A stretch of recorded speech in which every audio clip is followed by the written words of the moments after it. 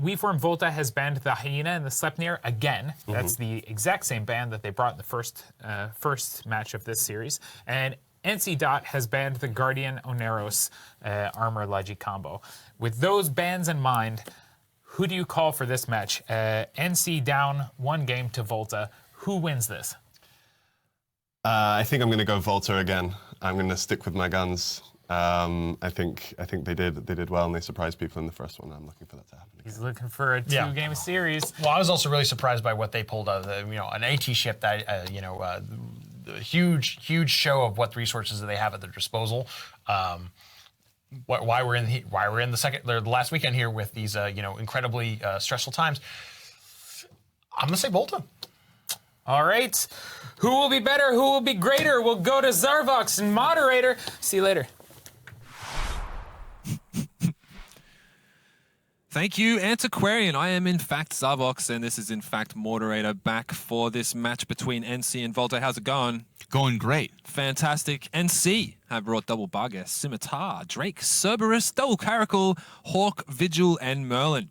Meanwhile, Volta have elected to field their flagship Balgorn, a Scorpion, an Augur, a 2-Astartes, a Blackbird, Cruor, Crucifier, and pair of Purifiers. And we see that Baal sitting at 0. The rest of his team between 30 and 50 kilometers away.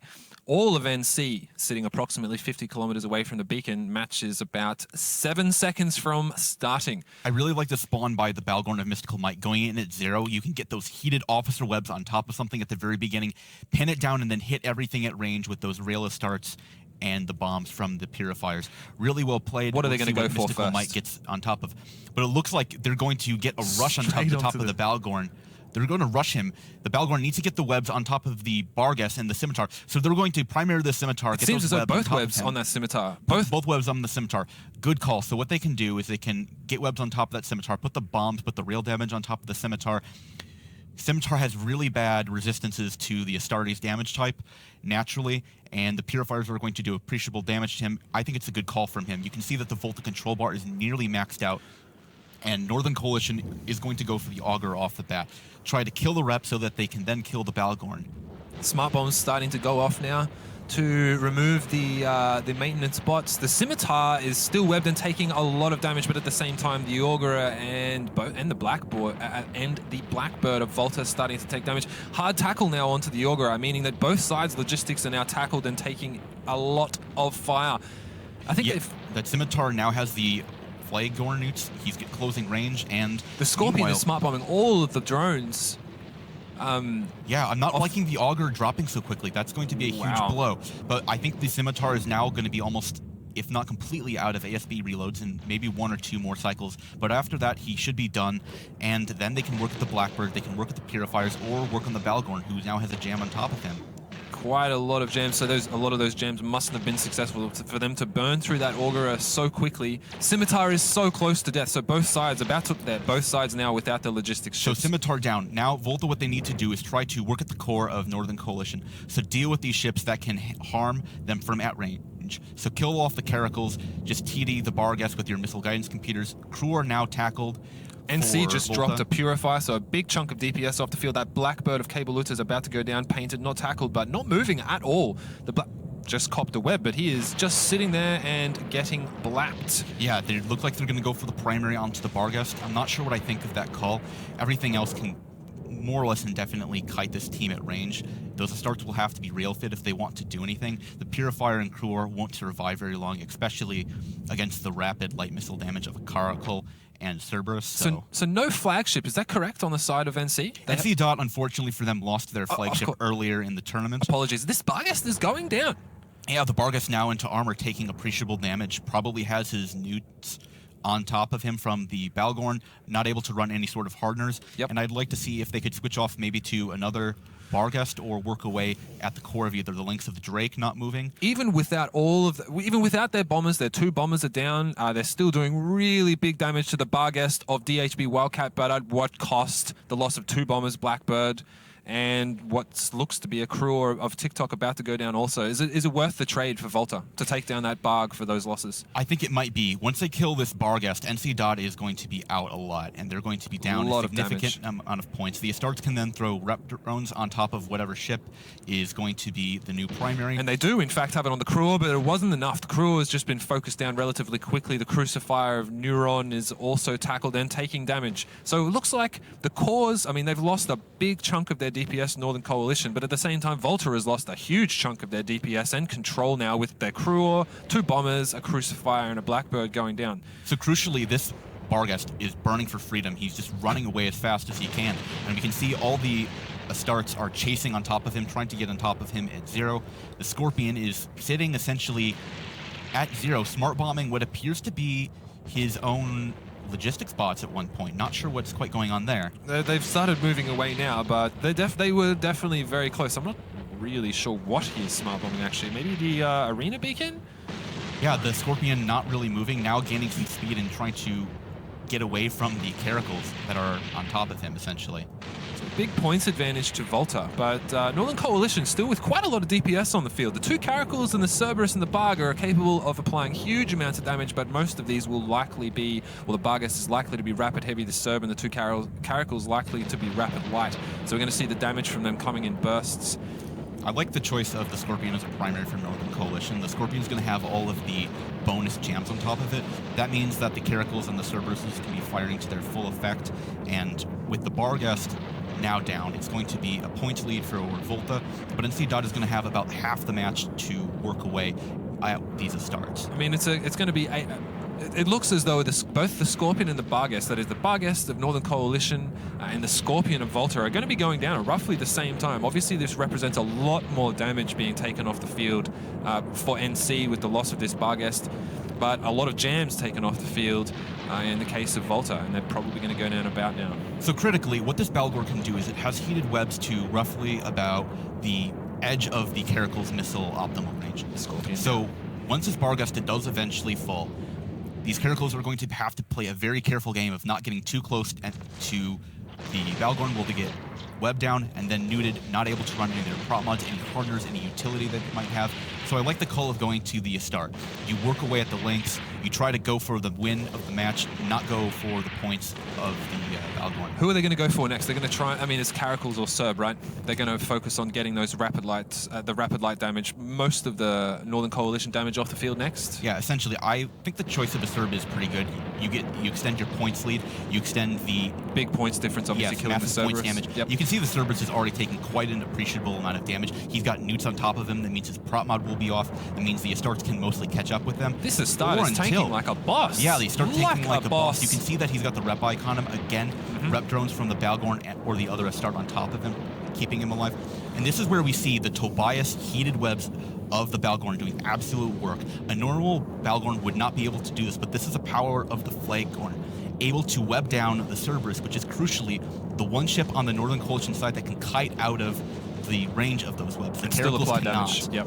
So now the Cerberus is about to go into armor. He's going to eventually break. His ASBs will be out at this point, or any sort of booster.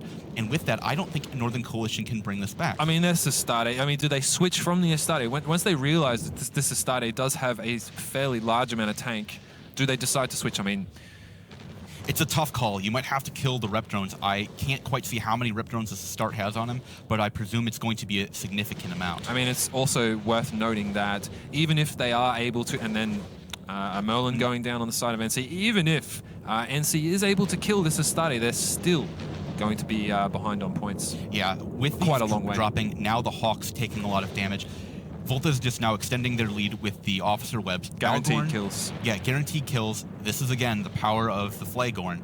It can do things that no other ship can, and I like Volta. They've been performing well. They did well the first match. They're doing well the second match. I'm not sure they're quite up to the level of either Tuskers or Pandemic Legion, but it should prevent a very interesting challenge for either of those two teams, as they're going to look to close this out to nothing and advance into the losers final. What an interesting fight. So, the Balgorn, if it is not a flag, with links, to approximately what sort of control range does it have with those webs, assuming it's not a flagship? Assuming it's not a flagship, I'd have to double check. Unfortunately, I haven't had EFT. 30, 40 Ks approximately. Roughly I mean, in a that Tech range, 2 yes. linked, it's going to get roughly 30, 40. Whereas a flagship with the same links is able to get 70, 75-ish kilometer webs. Not quite that powerful, but it's About in the 70, neighborhood. yeah. You can about hit that far. And again, this is Stardy's just taking all these rep drones. He might not even break in time. He's not even, I mean, in the past couple of minutes, he's only lost about 15 to 20%. So it doesn't look like he's going anywhere. And at the moment, unless NC can turn around and not only blap that one Astarte, but also something else which seems quite unlikely, looks like a pretty clear win for V0 and V0LTA. So critically, Volta now goes from a guaranteed 3 prize ships each. So they would have had 6 total, they would have had 3 cruisers, and they would have had the 3 frigates. Northern Coalition is going to come in 4th place, which is a good showing for them, really. It's the furthest they've ever gone. They've improved greatly from the previous years. We can see the leadership and their performance has jumped up massively. They've got a couple pilots, apparently from the Nully team. They've had a good showing. I wouldn't be too disappointed if I were them.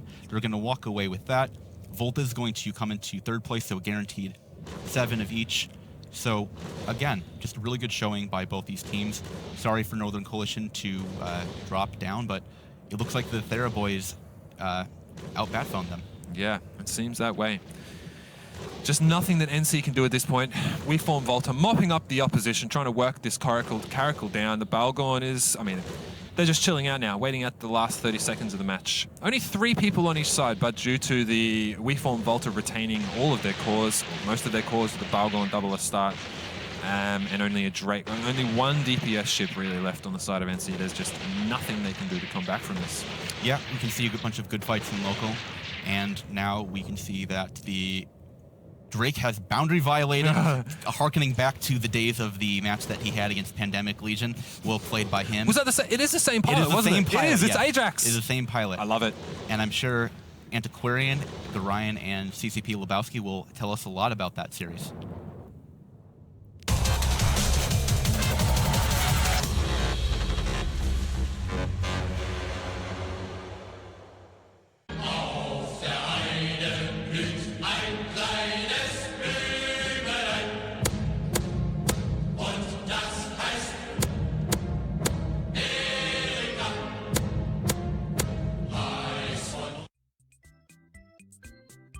They're not diving? Watch They're it, not, jump, they're not jumps. diving. They're Like not a diving. shit. Are they jumping? Well, They jump, they jump. They jump up. What the?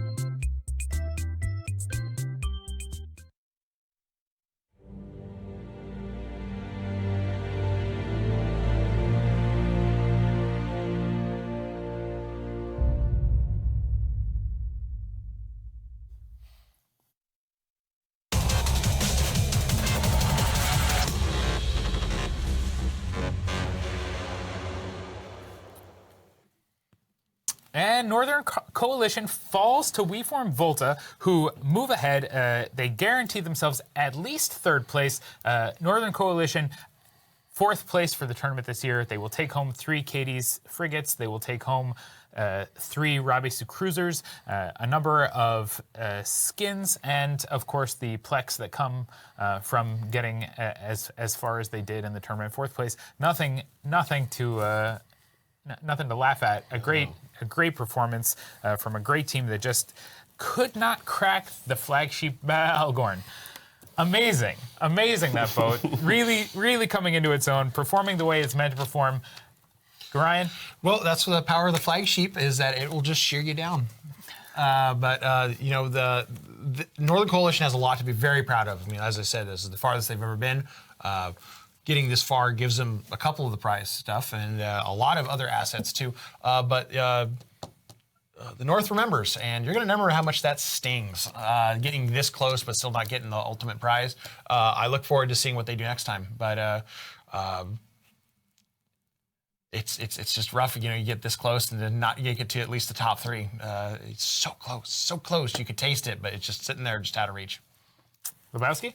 I really enjoyed that fight. I thought it was really good. We had that same thing again where the Lodgies were both headshotted very quickly or just taken down very quickly. And then it seemed to be a question then of the skill of the pilots, which is coming into play more and more now in these final stages, but also the target choices, which I thought were really interesting. They kind of, each team went for sort of an inverse where the where Volta went for the core of the NC team, whereas NC were like working through their support wing. Actually, I thought was really interesting.